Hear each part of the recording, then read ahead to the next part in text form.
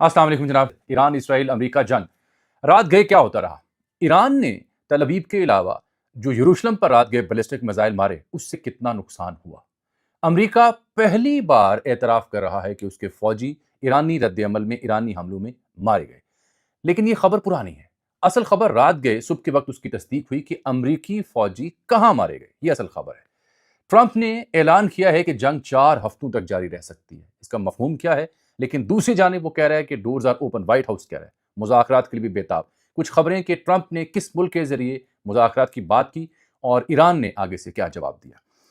एक और अहम नुकता कि ये जो दिफाई निज़ाम है मुख्तलिफ अरब ममालिक में जहाँ अमरीकी बेसिस हैं, वो कैसे नाकाम हुआ। इसराइल में जो दिफाई निज़ाम है जिसकी मल्टी लेयर टेक्नोलॉजी मौजूद है, वो कैसे नाकाम हुई।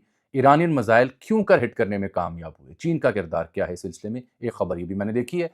और ईरान ने अब बिलाखिर फैसला क्या किया। मैंने जो शाम के वक्त वीलॉग किया था, आपसे अर्ज़ की थी कि रात जो आने वाली है ये फैसला कुन साबित होगी। इस सिलसिले में ईरानी हुक्काम ने अब तक क्या दावे किए कि उन्होंने कहाँ कहाँ स्ट्राइक की, कहाँ कहाँ टारगेट किया। और फिर आपने हैकर्स की कहानी भी सुनी होगी कि कुछ कह रहे हैं इसराइली हैकर हैं, कुछ कह रहे हैं भारतीय हैकर हैं जो जियो एयर की स्क्रीन पर अपने मैसेजेस लगाए। लेकिन ये खबर पुरानी। रात गए फिर पाकिस्तानी हैकर्स ने और ईरान से मोहब्बत करने वाले कुछ लोगों ने इसराइली चैनल्स भी हैक किए और रात गई पाकिस्तानी तैयारे भी फिजाओं में रहे। ना सिर्फ भारत की जाने बल्कि एक और समत में उसकी इत्तला भी मिली। तस्दीक के लिए मजीद मेरे साथ आप रहिए। वीलॉग में मजीद मालूमात आपकी खिदमत पेश करते हैं। एक सर्वे अमेरिका में हुआ जिसमें एक अक्सरियती जो अमरीकी हैं उन्होंने ट्रंप के इस फैसले को, ईरान के खिलाफ जंग को मुस्तरद किया है। तो सबसे पहले ज़रा सबसे अहम डिटेल मुझसे ले लें। डगलस मैकग्रेगर हैं जिनका मैंने पिछले 4-5 वीलॉगों में जिक्र किया। ये साबिक फौजी हैं, रिटायर्ड अमरीकी, एडवाइजरी रोल में रहे हैं, सिक्योरिटी मामलात पे लिखते हैं, कट्टर रिपब्लिकन भी आप उन्हें कह सकते हैं, बड़े करीब हैं सिस्टम के। ये उन्होंने दावा किया था कि जंग हो सकती है और ट्रंप यूं हमला करेगा। उन्होंने अब तस्दीक किया अपने एक एक्स पोस्ट में कि ये जो ईरानियन मिसाइल्स हैं ये पेनिट्रेट कर गए हैं इसराइल के आयरन डोम, जो उनकी दिफाई निज़ाम का सबसे बड़ा शाहकार है। कि मिसाइल इंटरसेप्ट किया जाता है, तबाह कर दिया जाता है उसे, या डाइवर्ट कर दिया जाता है। तो उन्होंने कहा है कि डायरेक्ट हिट हुए हैं यरूशलेम में। रात गए जो अमेरिका ने ईरान ने यानी दर्जनों नहीं बल्कि सैकड़ों मिसाइल फ़िज़ा में देखे गए, वीडियो बनी जो यरूशलेम, तल अबीब और कई जो बेसेस थी अमेरिका की वहाँ हिट हुए। लोगों ने वीडियोज़ बनाई। यरूशलेम में एक मुकाम पर बहुत बड़ी हाईवे है जहाँ पे सैकड़ों एम्बुलेंसेस दिखाई दे रही हैं। तो उसके ऊपर इसी कमेंटेटर्स ने लिखा, मुख्तलिफ कमेंटेटर्स ने, कि लगता है कि हसास जगह पर ईरानियन मिसाइल गिरे हैं और वहाँ पे अफराद ज़ख्मी होने की इत्तला है, मरने की इत्तला है, कुछ हसास डैमेजेस भी हुए हैं। याद रहे कि ये जो शख्स है डगलस मैकग्रेगर, इसने बताया हुआ है कि एरो नामी टेक्नोलॉजी उनके पास है, डेवर्ट स्लिंग नामी टेक्नोलॉजी दिफाई उनके पास है, इंटरसेप्टर के नाम पे जो इंटरसेप्ट करते हैं मिसाइल को। जून में ये मुतासिर हुई थी चीज़ें और न्यूयॉर्क टाइम्स और ब्लूमबर्ग ने लिखा है कि तादाद जो है हमलों की, वो इसकी इस्तात इन इंटरसेप्टर्स की, दिफाई निज़ाम की, कम कर सकती है। डिपेंड ये करता है कि ईरान कितना लंबा जंग को खींच सकता है। उससे ज़्यादा नुकसान इसराइल और अमेरिका को होगा क्योंकि एक मिसाइल रोकने के लिए उससे 2 गुना लागत आती है और कई गुना मिसाइल इस्तेमाल होते हैं। तो किस हद तक उनकी तैयारी है, पिछली जंग में वो डैमेज हुए, ये अहम मुद्दा है। जो तल अवीव में वाक़या पेश आया, वहाँ पे जो गुरियन एयरपोर्ट है, उसकी फ़्लाइट कैंसल हो गई है। जुमे तक वहाँ पे तमाम परवाज़ें कैंसल हो गई हैं। इससे क्या मुराद ली जा सकती है कि chaos है, पैनिक है, शेल्टर जो बने हुए हैं बमों से बचने के लिए, वहाँ पे मीडिया को भी धकेल दिया गया और आम शहरियों को भी धकेल दिया गया। ईरान उजड़ गया। ईरान में जो शहादतें हुईं, सुप्रीम लीडर जिस तरह से शहीद हुए, उसके बाद कहा जा रहा था कि शायद निज़ाम बदल जाएगा। ऐसा नहीं हुआ। गैर मुतवक्के तौर पर ईरान का जो कमांड एंड कंट्रोल सिस्टम है, वो मुकम्मल तौर पर चालू है। यही वजह है कि आप रात भर मिसाइल हमले और मुख्तलिफ बेसिस को हिट करता हुआ देख भी पा रहे थे। चीन के बारे में कहा जाता है कि उसने जो बाइडो सिस्टम है, सैटेलाइट का भी और दीगर, वो किसी हद तक ईरान के हत्थे चढ़ा है और यही वजह बनी है कि पहली बार यरूशलेम में मिसाइल हिट हुए। तल अवीव में पहले भी 2-4 मिसाइल आए थे, लेकिन अब पहली बार इतनी बड़ी तादाद में ये मिसाइल हिट करने में कामयाब हुए। और यही वजह है कि बहरीन में, कुवैत में और दीगर जहाँ पे इनकी बेसेस हैं, वहाँ भी हिट हुए हैं। जो अमरीकी फ़ौजियों की कहानी है, ज़रा वो भी मुझसे सुन लें इससे पहले कि हम बात कहीं से कहीं ले जाएँ। और ये भी इत्तला कि बरतानिया भी आ चुका है इस जंग में, उसने भी ऐलान कर दिया कि हम अपने अड्डे जो हैं वो देने को तैयार हैं अमरीका बहादुर को।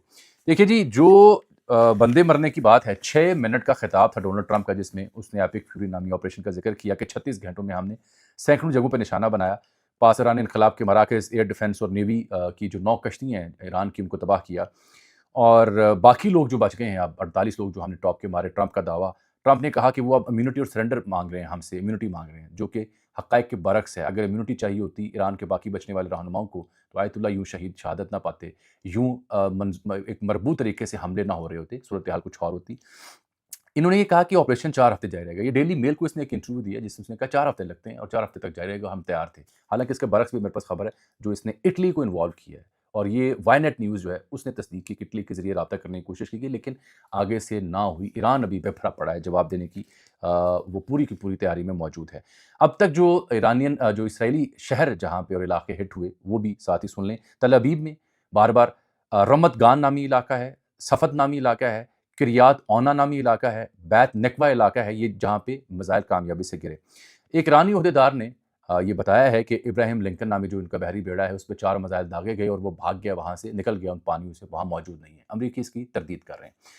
ایرانی عہدیدار نے جو پریس کانفرنس اس میں بتایا کہ 2 کویت اور بحرین میں جو ایئر بیسز امریکی بیسز تھیں, ایک نیول اور ایک ایئر بیس, اس کو مکمل تباہ ہم نے کی یا ڈسفنکشنل کر دی. یہ ایرانی حکام کا دعویٰ تھا.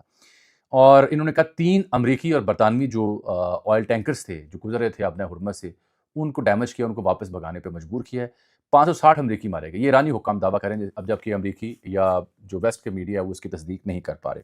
وار مانیٹر نامی ایک ادارہ ہے, اس نے کہا ہے کہ اسرائیلی چینل 14 کو اس نے کوٹ کیا ہے کہ ایک جہاز کریش ہوا ہے برطانوی رائل ایئر فورس بیس جو سائپرس یعنی قبرص میں موجود ہے, وہاں جو ایئر بیس ہے وہاں پہ ایک طیارے کے کریش ہونے کی اطلاع ملی ہے. آبنہ ہرمز کا جہاں تک تعلق ہے تو ایران اسے چوک کیے بیٹھا ہے, حوثیوں کا خطرہ بھی ہے جو جہاز یہاں سے گزرتے ہیں. تو ماننا یہ ہے وار مینیٹر کا کہ یہاں پہ جی پی ایس جیمنگ ہو چکی ہے اور کئی وہاں پہ جو تیل بردار جہاز تھے وہ واپس مڑ چکے ہیں, وہاں سے نکل گئے ہیں, اس علاقے میں موجود نہیں ہیں. دیکھیے جو میں نے آپ کو ذکر کیا امریکی فوجیوں کا, اس سے پہلے کہ مجھے دوبارہ بھول جائے, پہلے میں ذکر کرنا چاہ رہا ہوں امریکہ نے تصدیق یہ کی ہے کہ پچھلی جنگ میں بھی امریکی لوگ نہیں مرے تھے. یہ جو 3 فوجی ان کے مارے گئے ہیں اور 5 شدید زخمی ہیں, یہ کویت میں جو حملے ہوئے وہاں ان کی جو بیس ہے غالباً السلیم اس بیس کا نام ہے, وہاں یہ فوجی مارے گئے ہیں. یہ ایران کے لیے بہت بڑی بات ہے, بہت بڑی کامیابی ایران اسے اپنے لیے سمجھتا ہے, کیونکہ بہت طویل عرصے کے بعد پہلی بار ہوا کہ باقاعدہ ایرانی حملے میں امریکی فوجی مارے گئے ہیں. جو عباس عراقچی ہیں ایران کے وزیر خارجہ, انہوں نے یہ کہا ہے کہ 2 دہائیاں لگی ہمیں امریکی شکست کو سمجھنے میں, ہمارے ایسٹ ویسٹ میں بالخصوص جیسے امریکہ کو شکست ہوئی, افغانستان کی جانب ان کا اشارہ تھا. سبق ہم نے سیکھے ہیں. تہران پر بم پھینکنے سے ہماری جنگ لڑنے کی صلاحیت پر کوئی فرق نہیں پڑا. ہمارا جو سسٹم ہے وہ تیار ہے, جو ڈی سینٹرلائز سسٹم ہے وہ انیبل کرتا ہے ہمیں to decide when and how the war will end. ہم فیصلہ کریں گے جنگ کب اور کیسے ختم کرنی ہے. جو میں نے کہا نا ٹرمپ 4 ہفتے اور پھر دھمکیاں دے رہا ہے کہ جنگ جاری رہے گی, اس کے پیرلل جو اٹلی والی کہانی آپ کو سنائی, وہاں سے جڑی 2 چیزیں اور مجھے نظر آ رہی ہیں.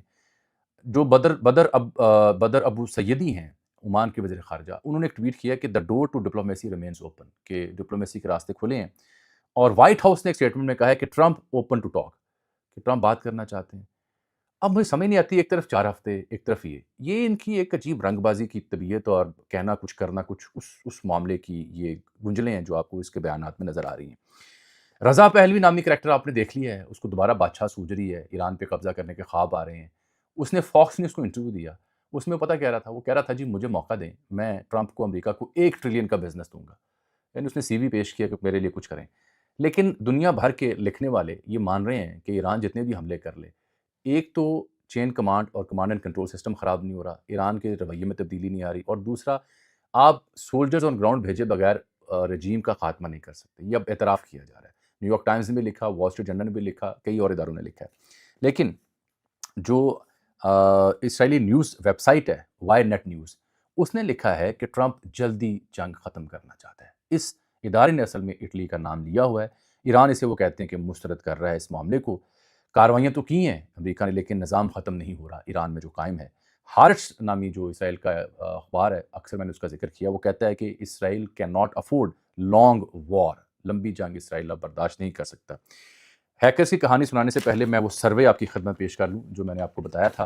یہ بڑا خوفناک سروے ہے, اس سے آپ اندازہ کریں کہ وہ امریکہ جو جمہوریت کا بڑا قائل ہے, چیمپئن بنتا ہے جمہوریت کا, اس کے ہاں خود جمہور کیا کہہ رہے ہیں, یہ سمجھنے سے تعلق رکھنے والا معاملہ ہے.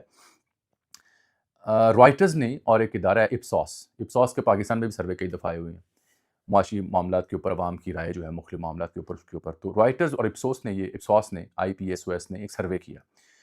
اس سروے میں جو نتائج آئے بڑے حیران کن نتائج ہیں. ٹرمپ کے لیے وہ آئینہ ہے, موجودہ جو امریکی سرکار ہے اس کے لیے وہ آئینہ ہے. کیوں؟ کیونکہ ہوا یہ ہے کہ صرف 27% لوگوں نے جنہوں نے پول میں حصہ لیا, انہوں نے امریکی جنگ اور ایران کے اوپر حملے کی حمایت کی, صرف 27% نے. اور 29% جو تھے انہوں نے کہا کہ وہ نہیں جانتے کہ یہ جنگ ہونی چاہیے تھی یا نہیں ہونی چاہیے تھی. اب باقی بچ جاتے ہیں جو لوگ سروے میں آئے. 43% میجورٹی نے کہا کہ جنگ نہیں چاہتے. جنگ کی حمایت 27 نے کی اور اس کی مخالفت اس سے ڈبل تقریباً 43% نے کی.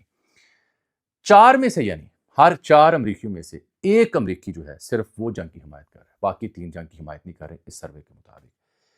اس میں انہوں نے ریپبلکنز اور ڈیموکریٹس دونوں کی جو حمایت کرنے والے تھے ان سے مختلف طریقے سے سروے کیا.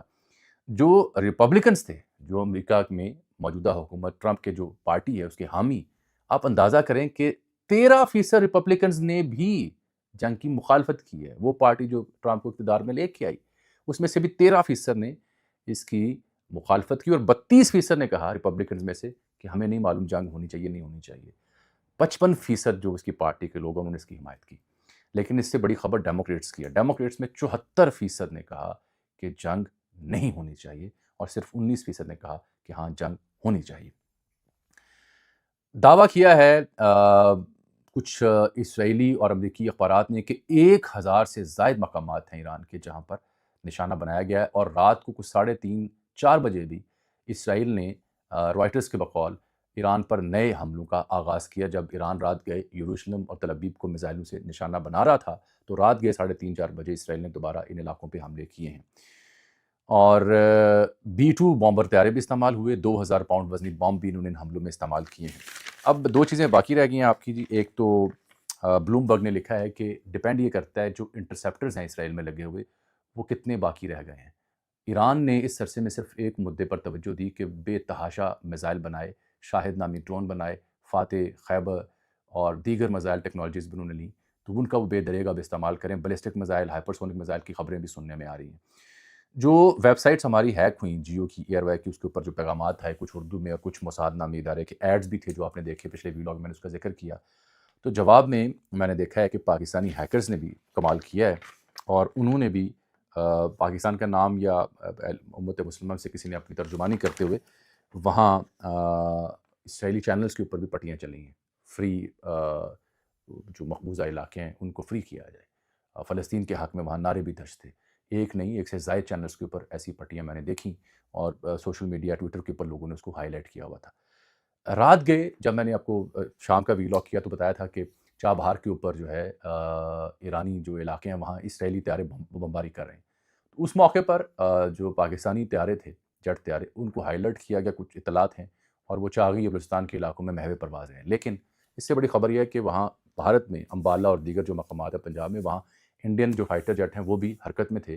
تو جواب میں کشمیر اور دیگر مقامات پہ پاکستانی سرحد پر بھی، پاکستانی سائڈ پر بھی ہمارے جو طیارے ہیں PF کے وہ بھی حرکت میں تھے. تو دوہرا الرٹ رہا اس پورے خطے میں رات بھر کے اندر. اس میں ایک خبر میں آپ کو مزید پیش کر دوں جو آپ نے دیکھا ہوگا اسلام آباد اور کراچی میں مظاہرے ہوئے، اس میں جو لوگ شہید ہوئے ابھی تک تعین نہیں ہو پا رہا کہ فائر کس نے کھولا. لیکن گلگت بلتستان میں حالات ہوئے بے قابو. ڈاکٹر اکبر ناصر وہاں پہ IG پولیس ہیں، ان کا میں نے نوٹیفیکیشن دیکھا ہے. گلگت اور اسکردو میں کرفیو نافذ کر دیا گیا ہے تقریباً اور 3 دن تک وہاں پہ جو آرمڈ فورسز ہیں ان کو بلایا گیا ہے کہ صورتحال وہاں پہ کشیدہ ہوئی ہے، جلاؤ گھراؤ بھی ہوا ہے. میں نے ذکر کیا تھا علامہ شہنشاہ نقوی ہوں یا دیگر جو معتمدین ہیں انہوں نے عوام الناس سے اپیل کر رکھی ہے کہ غم و غصہ اپنی جگہ، دکھ اپنی جگہ، لیکن املاک کو نقصان نہ پہنچائیں اور وہ احتجاج اس طرح کا نہ کریں کہ انگلی اٹھے اور اعتراض ہو. میری بھی گزارش ہے کہ ہم سب دکھی ہیں، پریشان ہیں، لیکن اس میں جلاؤ گھراؤ سے گریز کیا جائے. فی الحال تو صبح تک کی جو اطلاعات ہیں اس میں ایرانی حملوں کا سلسلہ جاری ہے. اب یہ جنگ کس کروٹ جاتی ہے کیونکہ رات گئے ہی طیب اردوان اور سعودی پرنس جو ہیں، کنگ جو ہیں MBS، ان کے بیچ بھی رابطہ ہوا تھا اور وہاں کیا طے ہوتا ہے، کیا مسلمان ممالک دوبارہ ایفرٹ کرتے ہیں یا نہیں، ایران مانے گا، امریکہ ولنگ ہوگا، اس پہ نظر ہے. اگلے 24 گھنٹے اس سلسلے میں فیصلہ کن ہوں گے کہ کیا عالمی قوتیں یا دوست ممالک کوئی بات چیت کی راہ کھولتے ہیں. اگر کل تک اس کا فیصلہ نہیں ہوتا تو پھر مجھے لگتا ہے کہ معاملہ لمبا چلے گا. پھر یہ دیکھنا ہوگا کہ ایران کے پاس مسائل زیادہ ہیں یا اسرائیل کے پاس انٹرسیپٹر زیادہ ہیں. اللہ حافظ.